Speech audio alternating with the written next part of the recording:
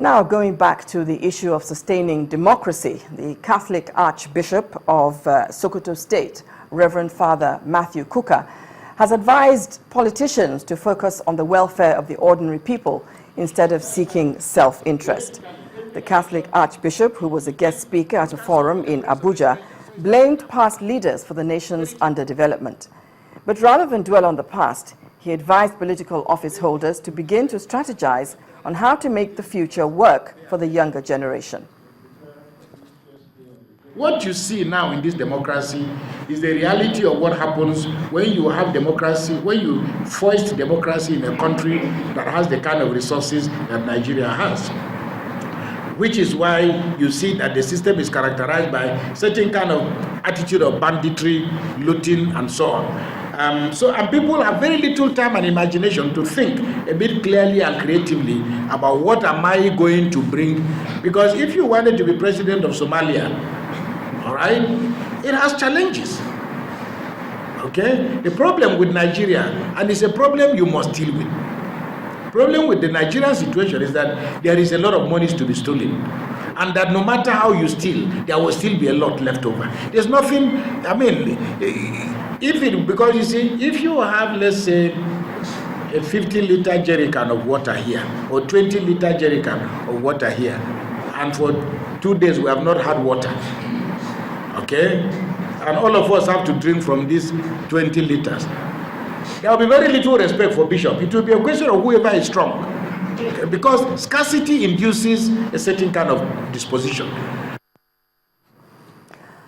Over 75% of permanent voter cards have been distributed across the country. That's according to the Independent National Electoral Commission. But in Lagos, which is the largest number of registered voters, only 64% of PVCs have been collected by voters. With that percentage, Lagos State still has the largest number of cards distributed, with over 3 million PVCs already in the possession of voters. Meanwhile, the electoral umpire has demonstrated the use of card readers meant for the elections to journalists in Lagos and has assured that the device is capable of bringing sanity to the process. Our political correspondent, Sheun Okimbaloye, reports. Lagos, the nation's commercial capital. It has the largest registered voters in the country. Political activities here are usually on a large scale, with campaigns tending towards extravagance. Little wonder it has proven as perhaps a political melting pot of Nigeria. Are now to hold on March. Before the shift in election dates, that's before the initial deadline for the collection of permanent voter cards, over 50% of registered voters were without their PVCs. But now, the postponement appears to be a blessing in disguise, as the story has now changed. We have distributed only 3.6 out of about 5.4. So we still have no less than 1.8 cards outstanding for people to come out to collect. So we'll keep on urging our people to find the time to come forward to collect these cards. They shouldn't wait until the deadline on Sunday, March 8th to do this. For those who want to collect their cards but may not have the time during the week, the Commission has created a weekend window. So we have been given assurance, we received assurance from our headquarters that as early as Monday next week, these cards should start arriving. What we are planning is that by Friday again, we'll move from the local government office to the polling units. Friday and Saturday will be at the polling units again, so that people can be able to come as near their houses as possible to collect these cards. As we are speaking in Lagos, we have received in excess of 12,000 smart card readers, and downstairs, our staff are busy configuring them in a place specially provided for that purpose. Each smart card reader is configured to work in a particular polling unit. It cannot work in any polling unit other than the one that it is configured for.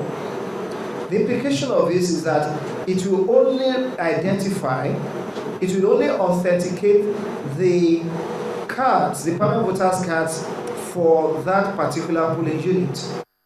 The rec tells us his colleagues worked day and night configuring the devices in readiness for the polls. He assures everyone of the integrity of the system and his zero tolerance to election malpractices. Day after day, we inch closer to the new date, but more realities about the elections also confront us. What most Nigerians are now looking forward to is a process that will ensure a free, fair, and peaceful polls. Sheun Okinbaloye, reporting for Channels Television News. The Judiciary Staff Union of Nigeria, JUSUN, Bayelsa State Chapter, today suspended its strike action and directed its members to resume work. The national leadership of JUSUN embarked on strike on January the 5th, 2015, to press home their demand for autonomy, among other issues. Briefing newsmen in Yenagoa, the chairperson of the union, Mrs. Seleprie Koin, said after a series of meetings with officials of the state, the government constituted and inaugurated a committee comprising JUSUN representatives, the NBA and government, to resolve the issues in contention. A Lagos High Court sitting in Ikeja, presided over by Justice Latifa Okunu, will on the 3rd of March deliver the ruling on the prohibition suit filed by the registered trustees of the Synagogue Church of All Nations and its founder, Prophet Temitope Joshua. The judge arrived at the decision shortly after lead counsel to the church, Chief Lateef Fagbemi, SAN, replied on point of law to the argument raised by the lawyer to the Lagos State government before the court. The suit was instituted against the Lagos State Coroner's Court sitting in Ikeja and the Chief Magistrate, Oyetade Komolafe, who is presiding over the court. Specifically, the church wants the court to stay further proceedings of the inquest and suspend further action on Mr. Joshua's invitation to appear to give evidence before it, pending the determination of his suit against Chief Magistrate Komolafe before the High Court. In responding, the lawyer to the Lagos State government prayed the court to throw out the suit.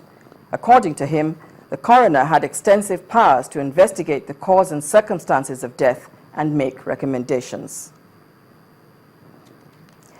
And the trial of Aminu Oguche and others over the Nyanya bombing has been stalled following the absence of the court interpreter. Trial judge Justice Ahmed Mohammed disclosed that the interpreter was on compassionate leave and it would be a breach of the law to go on with the case without him. The trial judge subsequently adjourned the case to March the 6th, 2015 for arraignment and commencement of trial. Aminu Oguche and 6 other persons are being accused of being the masterminds behind the twin bombing in Nyanya, Abuja. He was extradited from Sudan with the help of Interpol on July the 15th, 2014, to answer charges of terrorism leveled against him. At the last adjourned date, trial of Aminu Oguche and 6 other persons alleged to be his accomplice in the Nyanya bomb explosion which claimed 75 lives on the 14th of April 2014 was stalled because the 6 other accused persons, which include Ahmed Abubakar, Mohammed Ishaq, Yel Saidu, Anas Issa, Adamu Yusuf and Nasser Abubakar had no legal representation. The trial judge, Justice Ahmed Mohammed, then fixed the 20th of February as a new date for the arraignment of the accused persons. Although all the accused persons now had legal representation, trial again failed to commence. This time, the trial judge announced that the interpreter for some of the accused persons who did not understand English was on a compassionate leave. Going on with the case will amount to a breach of the Constitution and their fundamental human rights. To this end, he adjourned the case to another date. The arraignment was to take place, but most unfortunately, the interpreter was not around.